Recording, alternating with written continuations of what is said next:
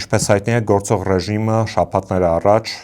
հերթական անգամ կալանավորեց իմ մի փոդքասթի համահեղինակներ, քաղաքական բանտարկյալներ Նարեկ Սամսոնյանին, Վազգեն Սահաթելյանին, շինծու քրեական գործով, տխրահռչակ խուլիգանության հոդվածով, եւ մենք ֆիքսում ենք, որ վարչախումբը հերթական անգամ սկսել է բռնաճնշումների մի նոր փուլ իր քաղաքական ընդդիմախոսների նկատմամբ։ Այս եւ այլ հարցերի շուրջ այսօր ես զրուցել եմ Ստենֆորդի համալսարանի քաղաքագիտության դոկտոր Արթուր Խաչկյանի հետ։ Բարև պարոն Խաչկյան։ Բարև ձեզ։ Շնորհակալ եմ հարցազրույցի հնարավորության համար։ Պարոն Խաչկյան, տեսեք, նշեցի, որ ռեժիմը հերթական անգամ կալանավորեց քաղաքական բանտարկյալներ Նարեկ Սամսոնյանին եւ Վազգեն Սահաթելյանին շինծու քրեական գործով, ակնհայտ քաղաքական հետապնդում, ակնհայտ բռնաճնշման փորձ ոչ միայն իմ փոդքասթի համահեղինակների նկատմամբ, այլև անտիֆեյքի նկատմամբ։ Մենք ֆիքսեցինք նաև, որ այդ օրը տեղ ունեցավ ուժայինների կողմից խուզարկություն, խմբագրություն, արգրավեց ողջ տեխնիկան, եւ ձեզ սա ինչի մասին է խոսում։ Սա գնալով վատանալու է, մինչև ընտրությունները գնալով ավելի բռնի ձևով ընդդիմության հետ։ Տեսնում եք, որ ունեն կարտ բլանշ Արևմուտքից, Եվրոպայից, Միացյալ Նահանգներից, անեն ինչ որ կուզեն։ Մեր այսպես կոչված մարդու իրավունքների պաշտպանները նույնպես փողը ստանում են արտասահմանից եւ լռում են։ Այսպիսի բան անհնար էր պատկերացնել, օրինակ Ֆրանսիայում։ Դուք հիշում եք Շարլի Էբդո պարբերականի գործը, հիշում եք, երբ նրանք վիրավորեցին Մարգարե Մոհամեդին եւ նրան սպանեցին այդ ժուրնալի խմբագրությունը հարձակման ենթարկվեց։ Խմբագրությունը, այո, խմբագրությունը այդ բառն եմ գալիս։ Այո, հարձակման ենթարկվեցին, նրան սպանեցին, բայց Ֆրանսիայում Այո, եւ Ֆրանսիայի ղեկավարությունը ասաց, որ մենք պաշտպանելու ենք մեր խոսքի իրավունքը, անգամ վիրավորելու իրավունքը։ Դա ասաց Ֆրանսիայի նախագահը։ Դրանից հետո եւս մեկ դասախոս մորթվեց, իր գլուխը կտրեցին, որովհետեւ նա դասարանում ցույց տվեց այդ կարիկատուրաները, ծաղրանկարները։ Եվ նորից Ֆրանսիայի նախագահը ասաց, որ մենք պաշտպանելու ենք խոսքի ազատությունը, անգամ վիրավորելու ազատությունը։ Ֆրանսիայում դուք ունեք իրավունք վիրավորել։ Այսինքն Ֆրանսիայում դա պաշտպանում են, իսկ մեզ ենթարկում են այսպիսի բռնության խոսքի համար։ Այսինքն մեզ վերաբերվում են որպես Ֆրանսիայի ուրիշ գաղութների կամ եվրոպական երկրների ուրիշ գաղութների, Լատինական Ամերիկայում, Աֆրիկայում, Ասիայում։ Մեզ կոպիտ ասած դնում են աբորիգենի տեղ, որովհետև իրենց երկրներում նրանք այսպիսի բան չէին հանդուրժի։ Եթե մի մարդ մյուս մարդուն վիրավորում է, դա իրենք կարող են մեղադրել Միացյալ Նահանգներում, Եվրոպայում, ցիվիլ երկրներում, մեղադրել զրպարտության մեջ, նա գնա դատվի եւ ասենք դատարանը իրեն պահանջի 1 միլիոն դրամ վճարել վիրավորանքի համար, բայց սա քրեական գործ չէ եւ սա մանավանդ եւս ազգային անվտանգության գործակալությունը ոչ մի գործ չունի սրա հետ։ Սա ազգային անվտանգության հարց չէ եւ վերջինը, եթե մենք խոսում ենք մի վարչախմբի մասին, որի ղեկավարը ազգային ժողովում ասում է, թե նա ինչ է թափ տալու ու ինչ չի թափ տալու, երբ նա հրավիրում է, որ կաթողիկոսը ստուգի, թե նա որոշ պրոցեդուրաներ անցել է, թե չի անցել որպես տղամարդ, խոսում է իր անձնական որոշ բաների մասին, այսպիսի մակարդակով, երբ որ մեր պարլամենտում սպառնալիքներ են հնչում վիզ կտրելու մասին, երբ վիրավորանքներ են հնչում անընդհատ ընդդիմության հասցեին, այն էլ սեռական բնույթի վիրավորանքներ, այդ խումբը ոչ մի իրավունք չունի, ոչ միայն քրեական գործ, այլ նաև քաղաքացիական գործ հարուցել որևէ մեկի դեմ զրպարտության համար, որովհետև այնտեղ շատ ուրիշ գործերի հարց կկանգնի։ Արդարադատությունը չի լինում ընտրովի, չի կարելի մի մարդու դեմ այդ արդարադատությունը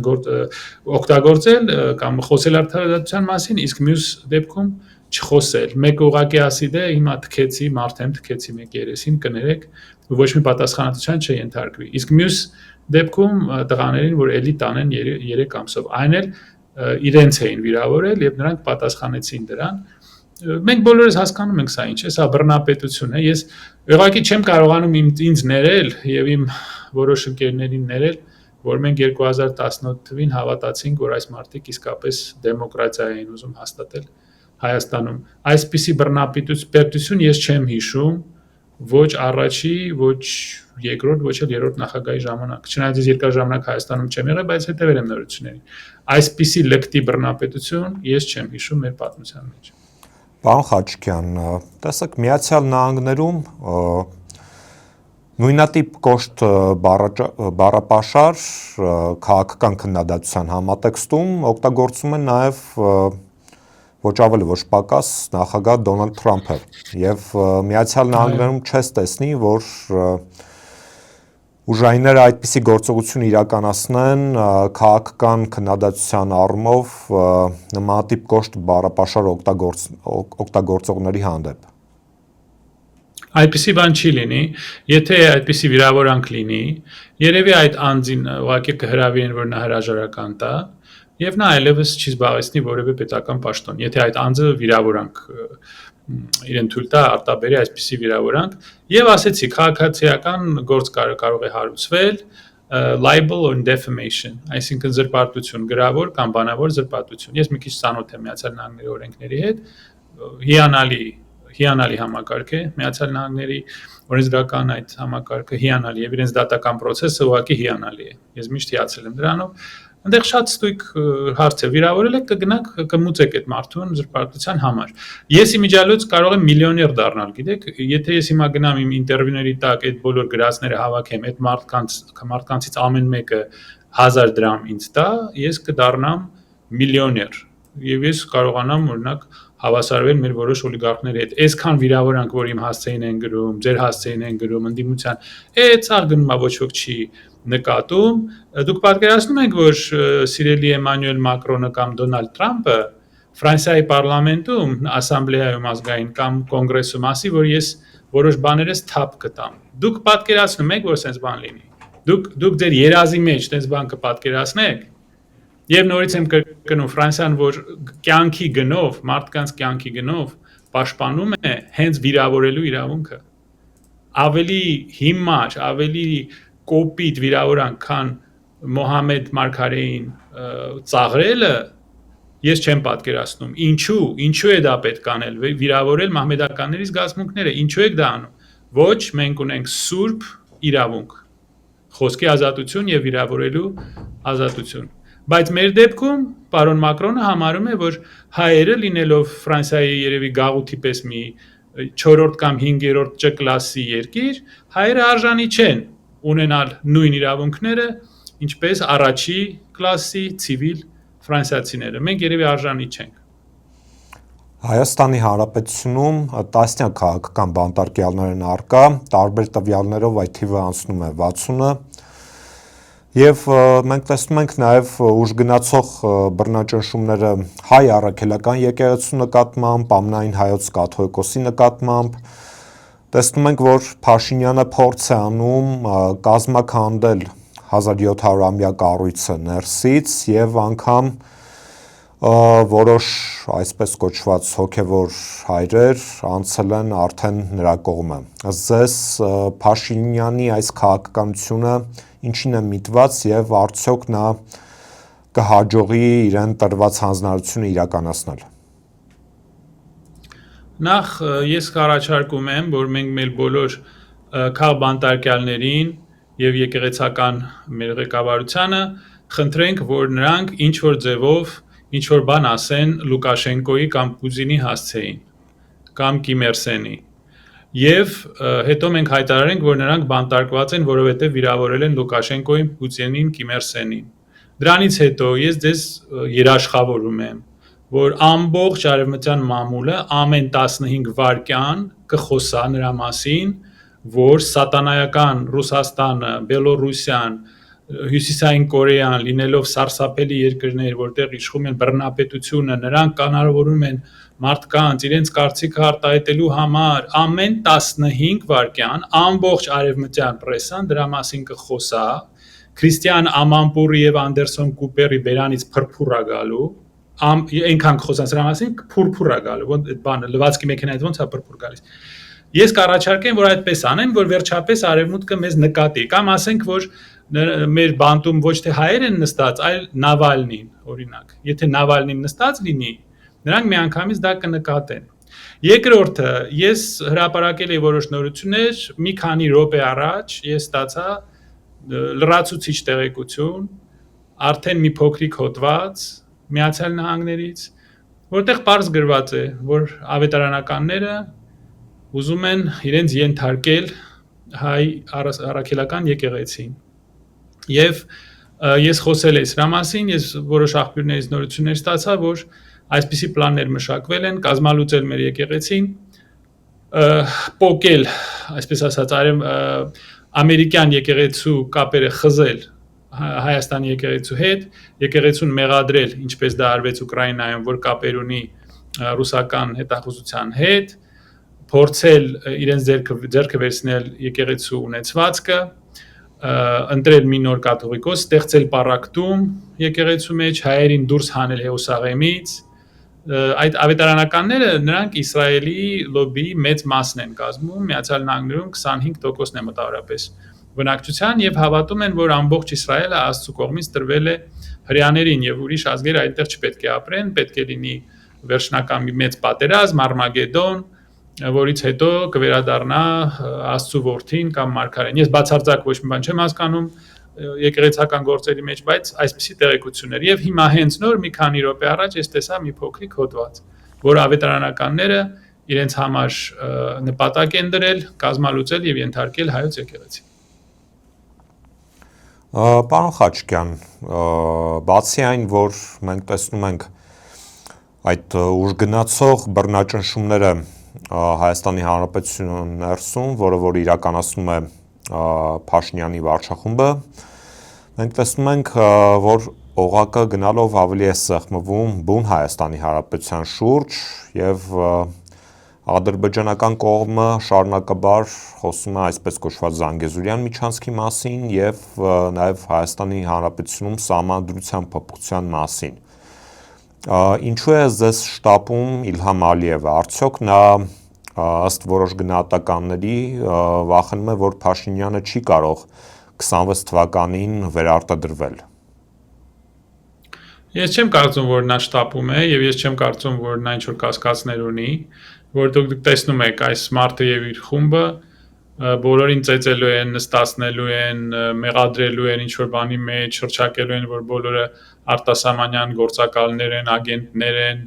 կոռուպցիայի ինչ-որ հարցեր միանգամից կգտնվեն, եթե չգտնվեն ինչ-որ պատահական վենդետաներ կլինեն, մարդիկ պատահական ձևով կմահանան, չգիտես ինչու, հենց այն դեպքում, երբ որ նրանք ընդդիմադիր են, այսինքն նրանք տեսնում են սա ինչ է, սա տոտալ բռնապետություն է, նրանք չպետք է վախենան, որ այս մարդը չի հաղթի ընտրություններում։ Ադրբեջանը զգում է իր ուժը, նա գիտի ինչ նպատակներ ունի եւ հետապնդելու է։ Մենք շատ անգամ դրա մասին խոսել ենք, ճիշտ ասած, այլևս չեմ էլ տեսնում հարցազրույցների իմաստը։ Հարցազրույց պետք է վերցնել այն մարդկանցից, ովքեր վաղ շաբաթում իրենց ձայները տվեցին այս խմբին։ Իհարկե մեծ մասը մի անձի օգտին էին տվել իրենց ձայները, որքանով ես հասկանում եմ, ես այդ մարդուն չեմ ճանաչում եւ ոչ մի դեմ ոչ մի բան չունեմ, այդ մարդու դեմ ոչինչ չունեմ։ Բայց այն մարդիկ, ովքեր ընտրում են այս խումբը, իրենցից պետք է հարցազրույց վերցնել, որ հասկանալ, թե նրանք ոնց են մտածում, ինչու են մտածում, որ մի օր ինչ-որ հրաշք կլինի եւ Ադրբեջանը կկանգնի, երբ որ մեր ամբողջ վերջի 7 տարվա պատմությունը ցույց է տալիս, որ նրանք ինչ ասեցին, նրանք վերցրեցին, որովհետեւ այս խումբը ամեն ինչ զիջեց, մեղրին էլ զիջեց։ Եվ հիմա նրանք Սևանի մասին են խոսում։ Դրա համար ես ասում եմ, այս հարցազրույցները պետք է այդ մարդկանց հետ վարել, պետք է գնալ գյուղերում խոսել մարդկանց հետ։ Աշխարհաքաղաքական բավականին հետաքրքիր զարգացումներ են առկա, որոնք իրենց ուրույն ազդեցություն ունեն ոչ միայն Հարավային Կովկասի, այլև Հայաստանի Հանրապետության վրա, ուկրաինական ճակատում կարծես թե ուրվագծվում է արյունալի պատերազմի ավարտը կամ գոնե սառեցումը, հրապարակվեցին այդ 28 կետերը եւ ռուսական եւ ամերիկյան կողմերը կարծես թե խնդիրներ չունեն այդ համատեքստում, այլ խնդիրներ ունի բուն Ուկրաինան, իրեն առաջարկվող պայմանների հետ եւ Եվրոպական միության որոշ երկրներ։ Այսօր էլ արդեն տեղեկություններ տարածվեցին, որ Ուկրաինայի նախագահ Զելենսկին մոտ ապագայում պատրաստվում է հրաժարական տալ, որովհետև Արևմուտքից, առավել կոնկրետ Միացյալ Նահանգներից նրա վրա կա հսկայական ճնշում Ուկրաինայում կոռուպցիոն սկանդալների վերաբերյալ։ Ձեզ ներկայումս ինչպես են զարգանում իրադարձությունները այդ ճակատում եւ հնարավոր է, որ ռուսական կողմը վերջապես ձերբազատվի ուկրաինական այդ գխացավանքից եւ իր ուշադրությունը դարձնի մեր տարածաշրջանի վրա։ Գիտեք, նախ ես ասեմ, որ ես հարգում եմ պարոն Զելենսկուն այս քայլի համար, եթե նա դա անի, նա ցույց կտա, որ նա արժանապատվություն ունի, որպես երկրի ղեկավար, նա ցույց է տալիս, որ նա ունի պատիվ եւ արժանապատվություն եւ հրաժարվում է գնալ որոշ քայլերի, ստորանալ եւ ստորացնել իր երկիրը։ Ես ողջունում եմ դա, որ այդ մարդը պատիվ ունի։ Ի տարբերություն որոշ ուրիշ հանրապետությունների ղեկավարներին, որոնք 3 անգամ մեծ տարան պարտության, ստորացրեցին, նվաստացրեցին եւ շարունակում են իրենց աթոռի վրա նստել։ Եթե նա այդպիսի բան անի, դա պատվավոր քայլ է իր կողմից, եւ ես ասել եմ, երբ որ նա գտնում էր Վաշինգտոնում եւ նրա վրա գոռում էին երկու կողմից ամերիկացիները, Արևմուտքի եւ Միացյալ Նահանգների ներկայացուցիչները, որոնք Ուկրաինայի ժողովրդին խոստացել էին ՆԱՏՕ եւ Եվրոպա, եւ վերջում նրանք չստացան ոչ ՆԱՏՕ, ոչ Եվրոպա, նրանք ստացան 100,000-ավոր զոհեր, ավիրված երկիր, տասնյակ միլիոնավոր փախստականներ, Ուկրաինայի բնակչության արդյունքում են 30-ից 40%-ը երկրից դուրս է եկել, երկիրը ավիրվել է։ Եվ դրանից հետո իրեն ճնշում են, որ նա զիջումների գնա ամերիկյան կողմը։ Այսինքն դա թող դաս լինի այն մարդկանց համար, ովքեր կարծում են, որ հեռավոր երկրների վրա կարելի է հույս դնել, հեռավոր երկրներ, որոնք հեշտությամբ կգան, բայց նույն հեշտությամբ կգնան։ Ինչպես ասում է Մակգրեգորը, մեր շատ սիրելի քաղաքական մեկնաբան Դագ Մակգրեգորը, Միացյալ Նահանգների պաշտպանության նախարարի օգնականի խորհրդատու։ Բայց վերադառնալով այս առաջարկներին, այո, 28 կետ եղավ, հետո այդ 28 կետից ոչինչ չմնաց, որովհետև եվրոպացիները միացան այս գործընթացին եւ ամեն ինչ փոխեցին։ Կողմերը չեն ցանկանում տեսնել այս կոնֆլիկտի խորքային պատճառը այն է, որ եվրոպացիները չեն ուզում ընդունել, որ կա եւս մի երկիր, որի շահերը պետք է հաշվի առնել եւ ստեղծել համատեղ անվտանգության համակարգ, կոլեկտիվ անվտանգություն, որը միակ ձևն է խաղաղություն հաստատելու, առնվազն վերջի 500 տարվա ընթացքում Եվրոպայում ուրիշ ձև չի եղել։ Նրանք չեն ուզում դա ընդունել, այնտեղ իսկապես ղեկավարներ չկան, մեծ մարդիկ չկան, նրանք երեխաներ են, հիստերիկ երեխաներ, որոնք անընդհատ ինչ-որ բառեր են կրկնում։ Եվ այդ մարդկանց զոհը դարավ Ուկրաինան եւ Ուկրաինայի ժողովուրդը, որին խաբեցին, թույլ չտվեցին, որ 22 թվին նրանք ստորագրեն այդ պայմանագիր Ռուսաստանի հետ, պահելով Դոնբասը, պահելով Լուհանսկը, ուղղակի ինչ-որ Մինսկի պայմանագրերը գիտեք, ինչ-որ ինքնավարություն կամ ինչ-որ իրավունքներ տային ռուսախոս բնակչությանը, նրանք դա չարեցին, որովհետև Միացյալ Թագավորության ներկայացուցիչը գնաց Կիև եւ իրենց համոզեց, որ պետք է կռվել։ Թող դա դաս լինի բոլոր այն փոքրիկ, դե Ուկրաինան այնքան էլ փոքրիկ չի, Եվրոպայի ամենամեծ երկիրն է փաստորեն, Ռուսաստանից հետո, թող դաս լինի այն մարդկանց, ովքեր կարծում են, որ հեռավոր երկրների վրա, ձյաձյաների վրա կարելի է հույս դնել, որտեղ տեսակ սա ինչ է։ Ես ճիշտ ասած ողջունում եմ, եթե Զելենսկին այդ քայլի գնա, դա ցույց է տալիս, որ նա պատիվ ունեցող մարդ է, նա արժանապատվություն ունեցող երկրի ղեկավար է։ Եվ ամփոփելով խոսենք եւս մեկ կարևոր իրադարձության մասին, Փաշինյանական վարչախումբը հրապարակեց բանակցությունների փաթեթը, մասնավորապես 2019 թվականի առաջարկների վերաբերյալ եւ կարդալով այդ առաջարկները եւ փաստաթուղթը մենք տեսնում ենք, որ հայկական կողմին առաջարկվում էր ըստ էության հետեւյալը, որ պաշտպանական բանակի զինուժը լքում էր 5 շրջանները, ադրբեջանական կողմը կապ էր պահում Լեռնային Ղարաբաղի ընտրված իշխանությունների հետ, Լաչինը Քելբաջարը մնում էր հայկական եւ Հայաստանի Հանրապետությունը կապ էր ունենում Լեռնային Ղարաբաղի Հանրապետության հետ, այսինքն ցամաքային կապ էր լինում եւ որևէ բառ այդտեղ չկար Արցախը Ադրբեջանին հանձնելու մասին։